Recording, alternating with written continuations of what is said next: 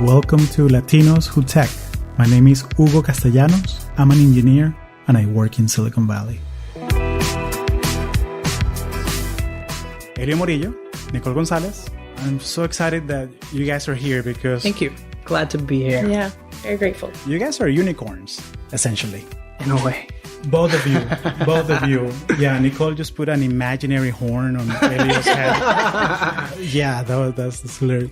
Because, I mean, we are Latinos. We're engineers. I'm a woman. You are a woman. Well, you're like a triple like unicorn or something, like quadruple. And both of you guys work at NASA at the JPL, at the Jet Propulsion Lab. Famously known for The Martian. Yes. For saving Mark Watney. Right. Bring him home. Bring him home.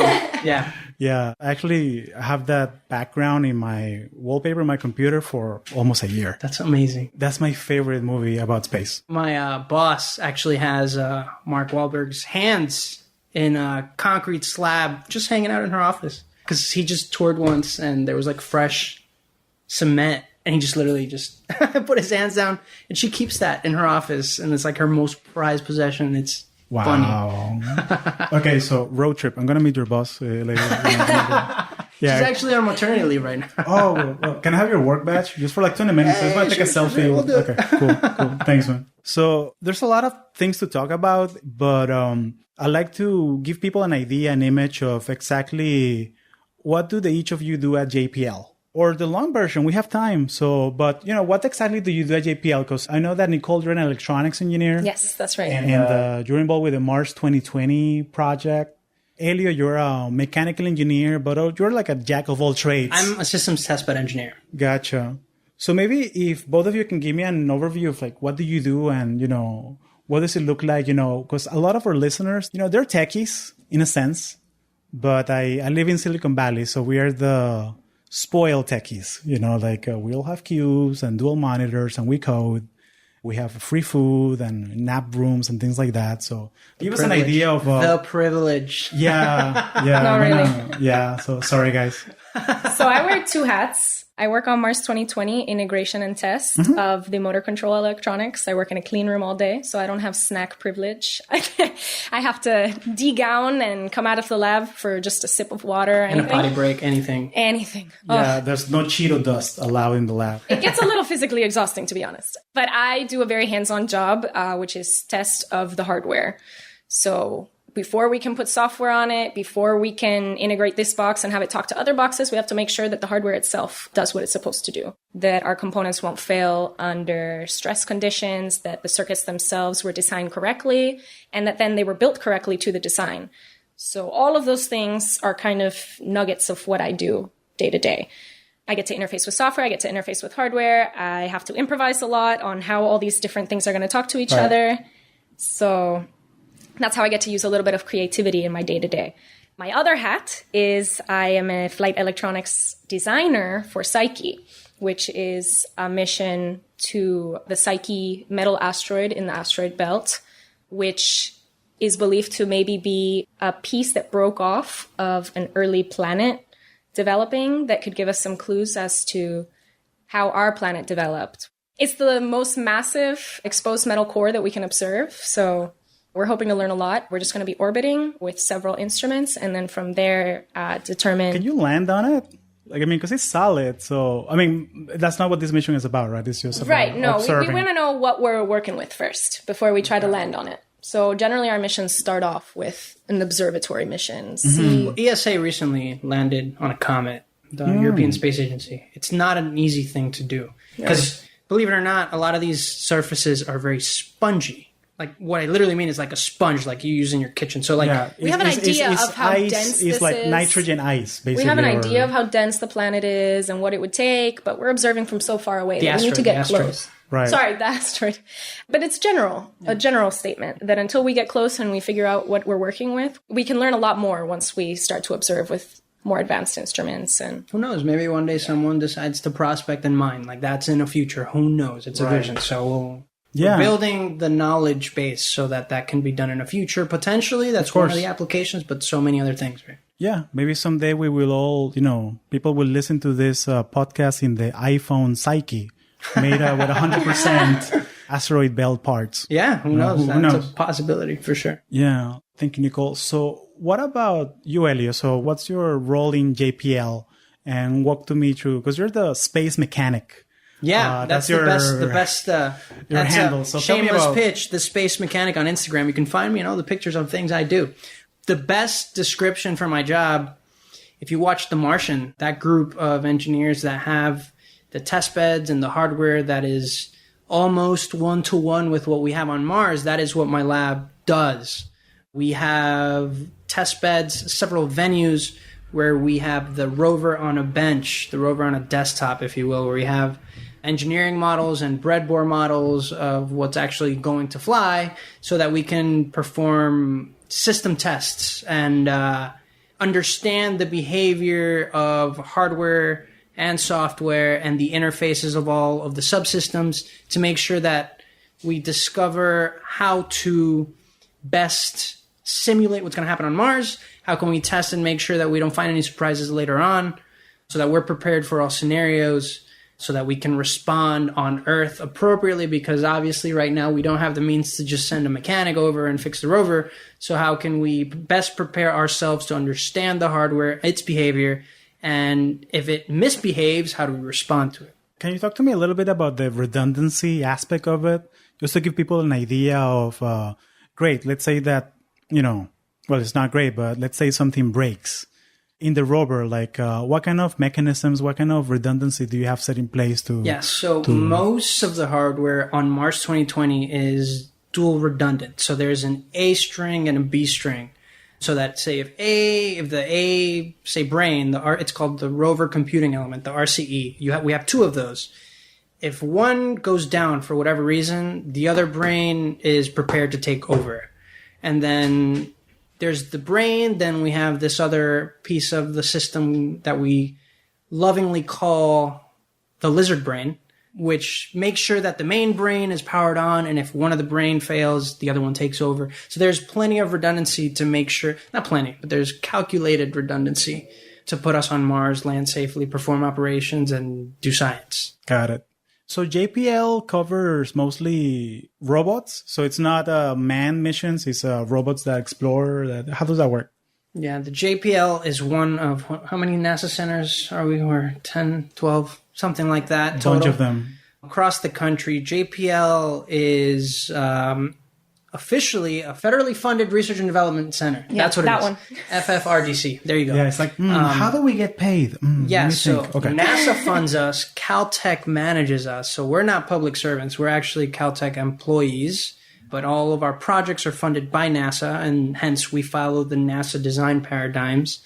JPL is the robotic space exploration hub, if you will. Other NASA centers also contribute, but we are the main one for the most part. Human exploration is performed by anything robotic. Houston. We probably have our hands in it. For sure. If it has a NASA stamp on it, JPL is definitely involved in that process. Got it. So you don't have to worry about life support systems or, making sure that the astronaut has space to live in. You don't have to worry about those things. Right. No, we so your job is pretty straightforward then. Must be really easy. Oh, yeah. Right. Sending a robot to explore It's a little harder to ask a robot, what's wrong with you? Why aren't you working? Yeah. Yeah. It sounds like talking to like a 2-year-old. Yeah. Something What's like hurting? That. It's a very different mentality behind the design. Yeah, totally different challenges. We get to define how that 2-year-old talks to us. Right. From the ground up, which is the cool thing about it. So there's plenty of geniuses. And that comes from the electronics design. Yeah. And then the software that we're going to put onto it, and how all of these systems then come together and form the language that the robot will speak, and how it will carry out its tasks and present its research. So you can make sure that, when the robot, is hanging out with the right robot crowd. And we have full control. Yeah. Some parents want to talk to you after this podcast. How can I do that with my kid, Yeah, feel free to contact. Yeah, that's awesome. It'd be a new field for us. Yeah, it'd be like, mijo, I don't like your robot friend too much. That's awesome. So then, the reason why I wanted to have this conversation, and you work at NASA JPL, but, you're about Boricuas, from Puerto Rico. And you work very closely and have family in the island still. So I want to ask you very bluntly, how's the island? In the most blunt of terms, it is fucked up. There's a lot of work to do. There's a lot of work to be done. A lot done, but a lot more to go. There's a lot of people don't necessarily recognize that we have American citizens that they don't have daily supply of power. What you and I take for granted here, our Wi-Fi, our power, our water supply, that we can just go to our fridge and grab some clean water. We can just plug in our phones to the wall and we're going to get charge on our batteries. We can just go on our Facebook at any moment and just give a status. People don't have that on a daily basis. You and I actually, even more fundamental, you and I go to school and, there's a bathroom there we can go use. A lot of times, right now, a lot of these students can't even go to the bathroom in their own schools because they're broken. So they got to go walk home. Their schools don't have power. They're running extension cords from other buildings. And you don't necessarily hear about all of this because for a lot of people, this is just what the day-to-day looks like. And we're going to move forward and we're going to focus on the problems that we have today, not about complaining or about wondering what somebody else has. We're going to focus on the challenges that we have right in front of us. Because there's plenty to do. Yeah. So no, it's part of that, Latin mentality of that, don't complain, keep your head down, be grateful for what you got. It is. And that's good in some way, in the sense gratefulness is good. But then when it comes to basic life necessities, I don't think you should conform. I think you should, go to the top of a mountain and scream, hey guys, we haven't had reliable power for 1 year. Yeah, that is how the conversation happens. You drive through the island, you drive right down the middle, and you're going to see people painted on signs outside their homes. 300 days without power. Es impresionante. But that's the reality for some people. And a lot of communities still have a really, really long way to go in recovery. So there's a whole spectrum of how we're doing that we can't necessarily talk about in a couple minutes. Of course. But also to recognize, and I see a lot of this in online forum, people start saying, oh yeah, we've already sent help, right? Somehow they forget that there's people on the ground that are suffering day to day and assume that the institutions in place are already just like, okay, we've sent enough help. They should be able to handle it. Like, that's it. Like, why are we sending more help? It's not quite as simple. There's history behind it. So how we are where we are today, and here's where some of my beliefs are going to come out, but this idea of vulture capitalism that has occurred over so many years in the island has drastically affected day to day. That locally, the Puerto Rico bonds, the muni bonds, the debt that's being sold for cheaper prices, it's all blame it all on the people. It's not quite that simple. And we forget then that there's people day to day that are constantly, they may not seeing as suffering, but they are resilient and they move on with what they have, which is amazing to see. But at the same time, we cannot, under our system, be complacent to American citizens living in such a fashion. A lot of the mentality is we have to help ourselves. We're going to fix this for ourselves. And so all of us who are listening, like, we have to do what we can and what we feel empowered to do, because every little bit counts. And so that's really what we set out to do this summer. Yeah. Let's switch gears a bit. So can you tell me a bit more into detail about what exactly did you guys do in Puerto Rico and the volunteering that you did about teaching kids STEM? So maybe first we can talk about our motivations for how this project was born. There's a lot of creativity that comes out of having limited resources. You learn to work with what you've got, and you use basic materials, and you can create something new. You can solve your own problems. It's very empowering. And that type of mentality already exists, but we want to tap into that creative energy and empower people to create their own local solutions, to be able to develop technical solutions for their communities that can then grow. We want to teach people how to develop the solutions. We don't want to give it to them. So teach them how to fish. Pretty much. And I think, there's so much we can do from outside. So we were part of the whole movement. We helped where we could. We sent, basic necessity goods. I couldn't talk to my family for days, so you kind of cope by, okay, well, we can collect donations over here. We can try to work with the people that we do hear what they need. You just start doing when you feel like you are powerless. Yeah. And then at the same time, we recognize what Nicole just said, and we wanted to tap into that culture of creativity and being resilient, right?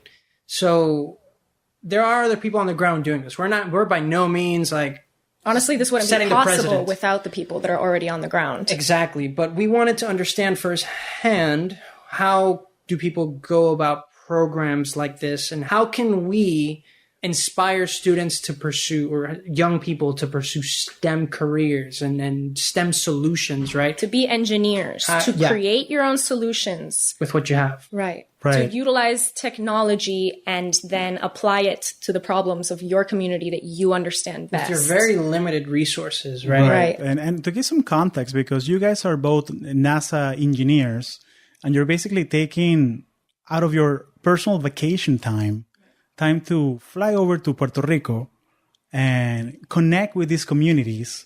And, maybe you can give me some names of people and the organizations down there as well. And basically just for free, teach kids that are 8 to 14 years old about STEM, about building rockets, building, different projects on STEM. So that's amazing. First of all, we tagged along. We found a teacher, her name Marisa Rojas, and a grassroots community project called Sinergia Los Naranjos, where we were basically able to tap into their very limited resources and have a space for us to share what we know about STEM. Our project at the time, or what we just did a month and a half ago or so, 3 days is what we had to engage this range of students from 8 to 14-year-old. Like, what can we teach them about the design process? Day 1 was an introduction to robotics. Day 2 was sustainable energy. Day 3 was space exploration. And recognizing that by the time we left, they wouldn't have, expertise or resources to continue complex projects, we attempted to build projects and workshops with things that they can just go tap into at their local store. Right. Our goal was not to find kits that then we could bring with us. A, they're more expensive, and we were working with limited resources, with donations and our own funds. And B, we wanted to make these kits accessible to them. So we used really simple materials, like straws, sustainable cardboard, whatever we could think of that was cheap and that they would continue to see around them. We wanted to use that to the most extent in our materials list, because we were making these projects really hands-on to show them a first glimpse into what these fields look like. And also we want them to take away a mentality of, okay, I created this simple thing with these simple materials. Now let me try to build something a little bit more complex using these same materials, now that I have a little bit more understanding. Right. At the same time, being conscious of first principles. We wanted to portray the technical fundamentals that we know. Which is another really important part of keeping these projects relatively simple. And I think that's one of the reasons why you guys bring a very unique perspective, because you guys work at NASA and you guys are so used to already to working with limited resources. And the fact that... But very complex systems. Very complex systems, very complex, granted. But also the thing that you build is way out there and you can't touch it after you launch it. So you have to make sure that it works remotely. So I think that you guys are perfect. Like, it always reminded me, and I've told you this like 3 or 4 times before, so sorry for saying it again. It reminds me a lot of that Apollo 13 movie where which is based on the real Apollo 13. Exactly. Yeah. Like maybe the younger generation doesn't know that. That, like their air filtering system broke while they were out in space. And the engineers in Houston basically just had to go to a table and put all the things that the astronauts had inside the module. Okay, guys, this is what they've got to work with. We need to fix the problem with the tools we have here at this table. Nothing else. They can't go to the hardware store. There's no Amazon delivery to space yet. So that's why I think you guys bring a very unique perspective. So can you give me more detail into the classes? Like you mentioned, like the 3-day split. And, what kind of projects, what kind of things are you building with these kids? So day one was focused on fundamentals of what is robotics? What is a robot? What is a prototype? And like a first introduction into really simple things that we might not think about, but these are kids for the first time interfacing with something like a hot glue gun and the materials that we're going to give them and building something, following some basic instructions. We wanted to just give them the first hands in the project. And I will give credit, a lot of credit to our curriculum. We took some NASA, these are prepared, which everybody can look up, NASA education curriculum for teachers.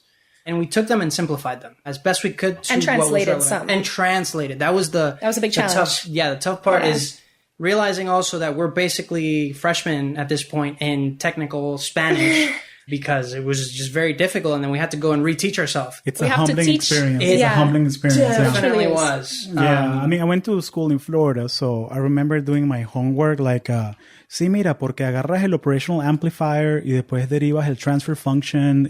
I feel you. Yeah, it's very difficult to teach technical terms in another language. Mm-hmm. We're fluent in Spanish, but in, conversation like what we did, we read, whatever. Yeah. Technical Spanish is its own monster. And then how to portray that to kids for the first time being exposed to this material is its own challenge. Yeah. So we were dealing with a lot of different variables. Exactly. It was an exciting adventure. Yeah, huge respect to teachers all over the world. Like they are, the pillars of society. Like teachers are it's the most important job. It's amazing what they do. We should pay them more. Pay them more, whoever's listening out there. Yeah, pay them hazard pay, They deserve way more than what they actually get. Day 2 focused on sustainability. We built electric cars and wind turbines. So there was a lot of wind, which was great. Yeah. Nice. This community is really focused on understanding sustainable energy and how can they build that into their actual community center. Mm-hmm.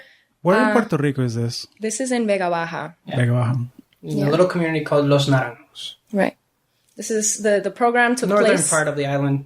The program took place in a closed down school that was given over to some teachers that wanted to start a community program, that wanted to create a community center, turn it into something that the locals could use and grow businesses out of. Reusing the space and making sure that, it is a teaching center. It's something for the community. Yeah. So people can get together and do their whatever they want. It belongs to them. It belongs to them. So like Fridays, they'll set up movies. They have some projectors. It's a community center. It is. It's great. And they host workshops as well for people like us to kind of step in and talk about different topics. Yeah. And you can come in and teach them to launch rockets. Well, that's day 3. That's day 3. We'll talk about that in a bit. Right. Gotcha. But their vision is for it to be solar powered, to have its own water system, to create a sustainable garden. It's a beautiful vision for it to grow with the community and stand on its own at the same time. Yeah, they're growing little herbs that they're hoping to use in like the plates they cook and whatnot, which is awesome. You told me a story when we were doing the Spanish version of this podcast about Marisa and what she did to... La Guerrera. La Guerrera, la Generala. Yeah, let's pay some homage to Marisa because tell me that story again about how she got that school. Yeah, so it was like Nicole mentioned, it was an abandoned school that she and a few others decided to take over and have it community driven and rebuild it. And they started doing that, and the school had been pretty destroyed because of the hurricanes, and it had just been abandoned, right? So they, redid windows, redid the ceilings, did a lot of rebuilding of the infrastructure itself. There's a playground. There's a playground, exactly, and they're using all kinds of materials for it. And, they finished, and then they decided to go on a 2-week break from that school. This is Marisa's side job. Like, she's a full-time teacher at another school. This is what they do during their summer. So, they did this as their free time. So whoever's listening and says that they don't have enough time to get stuff done, stop lying to yourself. Yes, make the time. Whatever you believe in and you prioritize, you can make time. You don't have to know what you're doing. Nobody does. We didn't. Right. Still don't. is that Gary V mentality? Is that sleep 1 hour less? Yeah. And use it for your side hustle. That's it. Yeah. So anyway, she goes on this 2-week break. They come back and the school had been sacked. Like gutted. Had completely gutted. They had taken ceiling, walls, doors, bricks, doors, windows, everything. And then we have this cement skeleton just sitting there. Yeah, exactly. And so the community knew who had done it. So Marisa, being the warrior that she is, she's like, okay, I'm going to go to that person's home. What? And she knocks on their door, finds out exactly who it was. She also recognizes like that. So it's this little local gang, if you will. And the gang leader, his kids were also failing in school. You know, she's a teacher, so she recognizes that, you know, they're failing in school. All right. She's going to get to the root of the problem. Yeah. So, all right, here we go. I will tutor your kids. I will make sure this 1 doesn't month happen free. to them again for free. And you and your minions are going to rebuild the school. Clean up the mess that you left me here. And she ends up getting this, you know, this gang to basically rebuild the school, get it back to where it was. There's a lot of volunteer groups also involved in restoring, but at least undo the damage that you did. Undo the damage, bring it back up, and now at this point they even protect the place, so no one will mess with the school ever again, which is kind of funny. Somebody needs to make a movie about Marisa. Seriously, right? That's the definition of community buy-in when you get the gang to protect, right? Talk about, I mean, stand and deliver. Like we have all those movies like the cholos, you know, like turning around. This is what it takes to get it done. But yeah, I mean, it's like Dirty Harry, but nobody got killed. Nobody got killed. And I mean, well, only ignorance was killed. I guess, like one of those cheesy things. But dude, like, she's amazing. She's amazing. She's amazing. Okay, I feel like going to Puerto Rico and recording her. Talking with her. And then her husband is like rebuilding reefs. He's an engineer, a scientist, Yeah. incredibly educated and really passionate about the work that he does. He organizes, he writes grant proposals, he gets grants, he gets brings volunteers. students from this community, from the Sinergia program, and he takes them and their apprentices in his work also with the restoration of the reefs. Yeah. So it's really beautiful how they connect all of these different grassroots organizations to really passionate people that are doing some incredible work. That's fantastic. I mean, it's huge that props to them model for of sure. No, it sounds amazing. It's like, is that huge like transfer of knowledge? That structure of because it's an apprenticeship. Yeah. Like, because I mean, you don't need to go to college to learn some of these things. Like, it's just like you're basically my intern for this summer. Yeah. And I will teach you everything I know. Right. And I will help you become a productive member of this community. Exactly. Solving the problems that we face every day. Right. Or to go out, get educated, and come back and bring that to solve the problems in your community. You have the opportunity to go out and stay out, or to turn around and say, I now feel empowered to solve these problems that I know the best because it's my own community. Yeah. Exactly. Nobody gave me the fish. They taught me how to fish. Yeah. Right. So it was beautiful to be a part of it. Honestly, that was what happened. We were a part of their effort. We had an idea, and they empowered us to be able to actually carry that through. And execute it. Right, exactly. That's great stuff, guys. So what's the next step? Like, where do you guys see this project going? I mean, I'm sure you guys want to go again, but do you see this happening next year? What's the next step? It'll definitely happen again. We also intend to scale, but more importantly, developing the means to make this sustainable. So we showed up, we talked about engineering. We learned a lot about what we designed wrong. Exactly. We adjusted on the job. So that was a huge part of it, is to go learn how do you actually do this? Like, we're not teachers by training. Right. My mom was a teacher, but We've that's done a lot of mentoring, tutoring, Yeah. but that only goes so long before you have to learn on the job. Yeah, I mean, you're dealing with kids and their attention spans. And how old are these kids that you are They teaching? were from this particular group was between 8 and 13, 14. Yeah. But our goal is not to be the educators so much as the inspirers. Yeah. We're not teachers, and teachers have an incredible role, and we're in no way going to be able to replace what that looks like. But we can at least spark some interest in hands-on, in getting your hands in it and creating a solution. Yeah. That's the first step of getting inspired to become an engineer. So now how do we keep that going throughout the year, right? And there are several means for that, and we have connections to do that.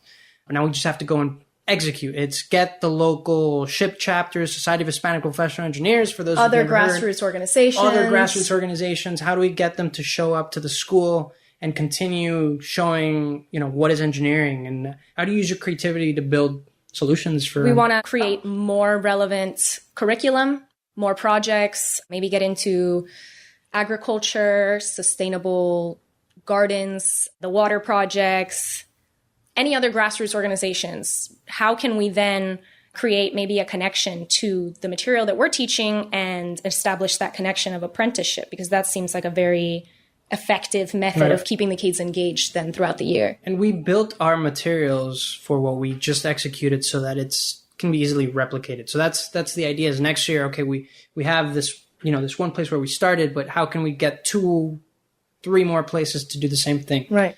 We have the modularity of the modules themselves, of the curriculum for each activity. It starts with a foundation and then the hands-on project and, okay, what did we learn? How can we apply that to the next one? So we can scale the days, we can grow this to another community, they can adjust the level of maybe foundation that you have to come in with. I see this a lot, like almost the IKEA instructions. A little bit. In the sense that you need to make them transparent and simple, yet useful enough that anybody can follow them to build these kits, these models. Right. Because, sharing that knowledge online, even if, hey, listen, maybe you don't have Wi-Fi, you don't have electricity. Okay, we'll send you a package with the printed instructions so you can... And here are all the materials right around you that you just pick up and you can make this project. Exactly. I think one of the biggest challenges, too, that we face is there is a lot of content out there for this, but not in Spanish. So, and not necessarily at the education level that we wanted. Exactly. So a lot of it was us trying to convert that and seeing what can we keep relevant to this age group. Right. So it's curating the material, making sure that it's at the right level. Accessible, repeatable. Right. It's all part of it. Yeah. Any stories from that week that you guys were out there that you feel like sharing? Anything like that was funny. So let me talk about the third day. I think the third day is like one of the funniest stories. You're a rocket guy, so talk to me about rockets. So the third day was focused around space exploration. One of the first exercises we did is I took one of these NASA projects that scales the solar system on toilet paper and just showed them the vastness of our solar system. So that's how we started the day. Then we went on to build a satellite model with all the little subsystems, and they used pins and stickers. And for a visual, this turns into a little module they can hang in their room. Right. Yeah. Tell the truth. You were delegating your work from NASA to them. That's what you were doing. Outsourcing. I was trying to build my own minions. That's really what I was trying to do. Yeah. Hey guys, come back with me to LA. I need interns for the summer. I'll give you my work. So that's what we did. And then the last project we did was a bottle rocket, water-powered pressure, really what we used to launch these things. And trash bag parachutes. Yeah, so they built little parachutes on them. They had cardboard fins. Right. And made with soda bottles. Made them with soda bottles. And I had this launcher that I had bought before, brought it along with me, and then we used that to run. But we explained that building your own launcher wouldn't be that far off either. Yeah, exactly. It's adaptable. We made their rockets adaptable enough so that they could just build a launcher and they could just launch. We went through the whole day of it, and the rocket launch was like the main event, right? This is the last thing we're going to do before we all go home and say and part ways. So when we go to launch these rockets, we're walking about maybe 1/4 mile to this open field where we can launch this safely, because our rocket was launched up to like 300 feet. These things fly, right? It was amazing to do that and see it all varied, everybody depending on their quality of little rockets launched up or not. It was hilarious, but they still all launched, which was great. So we're getting there, as we're walking there and setting up, I'm here trying to make sure everybody's paying attention, because it is somewhat hazardous if this thing launches. I have all the kids screaming. Yeah, if this launches in the wrong direction or falls on someone, it's going to hurt you for sure, no matter what. They are soda bottles, but they will hurt you. So we're setting up, and I'm trying to make sure everybody's conscious and paying attention for safety purposes. But as we're preparing to launch, all of a sudden to my left, and there's video of this, and you'll see this on our website. It's hilarious. To my left, all of a sudden it's there's this little pack of dogs chasing after a pig, and it's straight out of a cartoon, and I'm like, this is really happening. And half I'm just the kids are screaming, and I'm Missy, mister, I don't know what to do. And I'm like, rocket, look at my rocket. Don't look over there. And then to my right, off to the far distance, literally horses are fighting. And I'm just like, what how is all of this happening? It was a Where very am I? humbling reminder of where we are despite the projects that we were working on. I was like, this is Animal Planet all of a sudden. Like, how do we refocus over here on our rockets? And it was hilarious. And like, we have video footage of it. And then all the launches happened. It was hilarious. Like, it was great. But that was one of the funny stories for sure on the third day. No, this is the funny story of what happened. But we had reminders all week that we're doing these engineering projects, but we're grounded in the space that we're in. We were running an extension cord from the building next door to be able to have an industrial fan on all day for this classroom. It was hot. We had no electricity to turn on the projector and show videos without this. Kids, like, we didn't have any usable bathrooms, which is what I was talking about earlier, right? So the kids have to walk home. They have to walk home to go to the bathroom or go to the closest store, which was we maybe drove about to the gas quarter station mile. close by. It was right by that field, yeah. So yeah, it was an enormous challenge. And then going home, quote unquote home afterwards, we didn't have power at home for 2 of the nights. Right. So we had to make sure we had an idea of prepared. what the work we could get done to plan for the next day, but without power, that became also its own challenge. We were using candles to like finish up our models for the next day and be prepared. And it was a challenge, by itself. And, granted, this was in a well-off community where we were staying and they didn't have power. So we can only extrapolate what's happening in, the low resource communities like the one we're visiting throughout the day, how they're living their day to day. So it was eye opening. It was different. Obviously, a lot of context for what we're working on. Yeah, it was one thing hearing about it through the news and living Facebook, it, living it, and actually down there living it, right? But even so, we got to leave and come back to our very comfortable Los Angeles. Right. Over there, they're still going through this to this day. Right. Yeah. Marisa's still there. Marisa's still there. Marisa's still there. Our families are still repeating the stories of what they lived and what they continue to live. And there's still a lot of work to be done. It's a new context for everything Puerto Rico is the hurricane. It's like an eye-opening reminder of what's been lived and that this is now just a new reality going forward, is this existence, the way that things are. I think that for a lot of people, it changed the way that they talk about the things that happen day to day. And us on the mainland to recognize... It connected everybody together. What we have been doing to our territories, right? Like, we have 4 U.S. territories. A lot of people don't know that, where we have U.S. citizens living on, but we treat them as second-class citizens. And there's a lot of work to be done. We have to realize, and like we were talking about this earlier, it's that our nation sparked from the whole idea of taxation without representation, yet we have 4 U.S. territories, Puerto Rico being one of the larger ones, which has a population larger than something like 17 of the actual U.S. states, right? How are we allowing this to happen? So there's a lot of work to be done. Politics do become involved because of that. We're not saying we're going to step in politics. We're doing our grassroots movement, but there's still a lot of work to be done. The government has a lot of work to do. Everybody's background can contribute to the solution. Exactly. So we're doing what we know how to do best, which is the science part of it. Get your hands in it and build something. And this program is what we're trying to build in this case. Right. Reminds me of that JPL website. The first thing that you see, above all, we are made up of explorers. And dare mighty things. Right. You can explore outside or you can explore with what you have right in front of you. How can we rethink what we have around us and create something new and innovate within our own spaces and create new solutions for ourselves? Amazing. Thank you. Where can we find you? People that want to help with money, with time, sharing with their community, where can we find you? Where you can see pictures and learn more about our story of this program at Stemcoqui.org. So that's STEMCOQUI.org. Gotcha. We'll add that to the show notes as well. It's awesome. Well, thank you guys for all this work you do.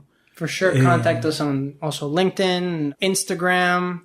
You can email us at stemcoqui@gmail.com as well. We'll add that to the notes so people can stay in touch. This is not going to be our last podcast, by the way, but any parting words that you want to say, like for the people listening, the young professionals that are listening to this, the people that you want to reach, any parting messages? For sure. And from my behalf, I think one of the examples we are definitely trying to set, especially with people our age, is that if there's any kind of cause you're passionate about, outside of your day-to-day, we recognize you guys have full-time jobs, but there's still always this something that may be poking your interest or something you want to go help, some community you want to provide some kind of assistance for.